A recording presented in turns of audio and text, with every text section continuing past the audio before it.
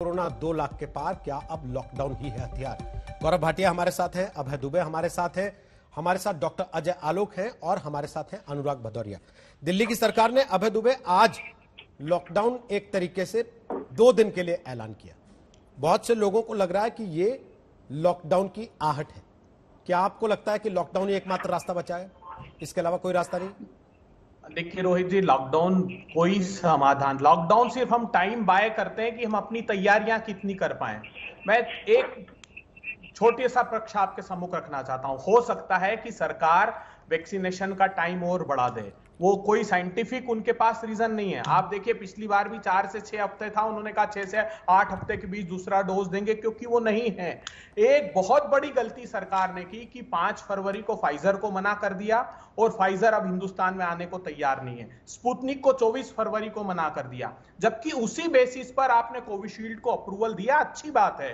तो उनको immunogenicity data जब उन्होंने लेंसेट में पब्लिश किया था, 40,000 ब्रिजिंग ट्रायल थे, स्पुतनिक ने सारे प्रमाण दिए थे, वो 100 मिलियन की तैयारी करके बैठे थे। खैर, अब भी प्रधानमंत्री जी आप तत्परता से इस पे आगे बढ़िए। एक बड़ी बात मैं बताता हूं, 21 फरवरी को पहली मीटिंग ली प्रधानमंत्री जी ने 5 राज्यों के चुनाव की। उसके बाद से स्थितियां बिगड़ना प्रारंभ हुई देश की। पूरी बोलते तो ऐसे जैसे आपके नेता खुद चुनाव प्रचार में नहीं जा रहे। अच्छा, बंगाल में नहीं गए थे राहुल गांधी, केरल में, असम में तो कर ही रहे थे, अब तो बंगाल में भी कर रहे हैं।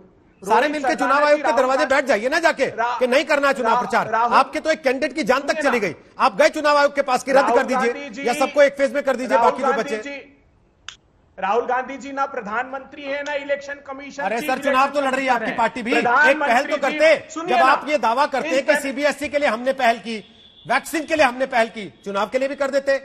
जो लोग आपको बधाई दे रहे हैं 2 चीज के लिए, तीसरी के लिए भी देते, हो जाती बाबा थोड़ी। और आपकी सरदाना जी, नहीं रोहित सरदाना जी, बड़ा प्रश्न ये है। मैं ये कह रहा हूं कि प्रधानमंत्री जी ने 11 मीटिंगें सिर्फ इस पेंडेमिक के लिए लिए, 20 मार्च 2020 से लेकर 17 मार्च तक। आप बताइए, 33 रैलियां कर ली आपने। अरे आप तो अजय आलोक जी शांत रहिए। बिहार की क्या हालत किया, सिर्फ 52 लाख वैक्सीन की आपने और 6 लाख 2 डोज लगे। आप प्रोटेक्टिव नेचर की स्टेट नहीं है नागरिकों के लिए। अरे मुझे बताइए, छत्तीसगढ़ में क्या प्रोटेक्शन दे रहे हैं आप अभय जी? उस पर तो आपने जवाब दिया नहीं। जब मैंने पूछा कि कूड़े की गाड़ी में लोगों की बॉडी उठा रहे हैं, उसको तो आप गोल कर गए। आप चले गए वैक्सीन को लेकर, लैंसेट में क्या पब्लिश हुआ था? अरे सर, जो आदमी मर गया ना, जिसके घर में कोई मर जाता है, वो आपसे ये नहीं सुनेगा कि लैंसेट में क्या पब्लिश हुआ था, वो पूछेगा आपने क्या किया था। अजय आलोक आपकी बात पे जवाब दे रहे हैं। था वो किया है। अजय आलोक आपकी बात पे जवाब दे। मुझे बताइए, पेंडेमिक एक्ट लगाए, दिल्ली की सरकार के हाथ में अधिकार है, प्रधानमंत्री जी के हाथ में अधिकार है। अरे एक मिनट आप चुप रहिएगा सरकार।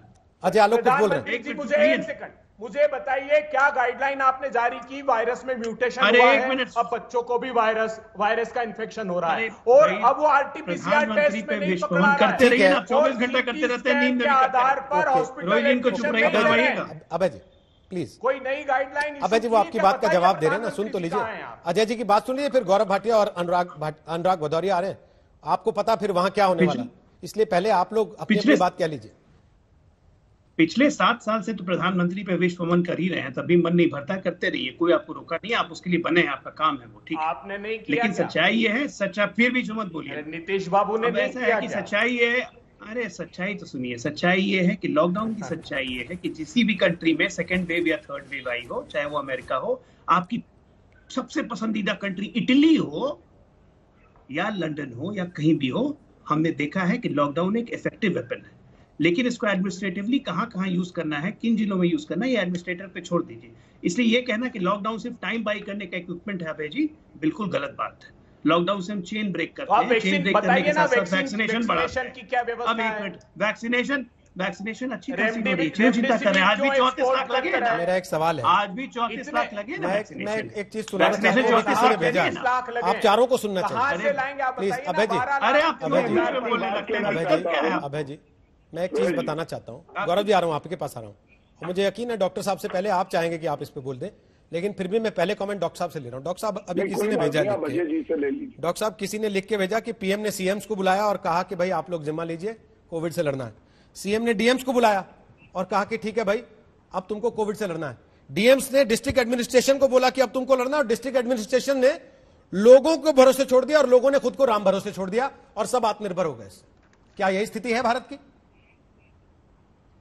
इनफैक्ट अगर देखिएगा रोहित जी, सच्चाई यही है कि सरकार जो भी हो, मैं कोई कांग्रेस या बीजेपी या जेडीयू की सरकार नहीं कर रहा हूँ, हर सरकार अपनी पूरी ताकत से लगी हुई है इसको कंटेन करने की, इसको ट्रीट करने की, टेस्ट करने की, ट्रेसिंग करने की। ठीक है, हमारे विपक्ष में कोई सरकार है, हम भी उसकी मीन मेक निकालेंगे, जो हमसे विपक्षी है वो हमारी मीन मेक निकालेगा, वो अलग बात है। लेकिन इसके बावजूद हमारी आबादी का जो आंकड़ा है और जिस हिसाब से संक्रमण बढ़ रहा है, सच्चाई ये है कि आज की तारीख में, कभी हम कहते हैं कि हम सब बहुत कम संक्रमित हुए तो हमारी इम्यूनिटी बहुत अच्छी है, ये भी भगवान भरोसे है।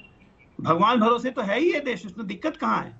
भगवान नहीं होता देश का क्या होता? उसी भरोसे पे आज हम लड़ रहे हैं कि हम कोरोना को हराएंगे। लेकिन ये सोच के क्या हम अपने आप को गिरा लें कि हम लड़ाई ही नहीं करें या एक दूसरे की मीन मेक निकालते रहें? एडमिनिस्ट्रेटिव निर्णय की जरूरत है और वही सरकार ले पाएगी जिसमें दूरदर्शी सोच है।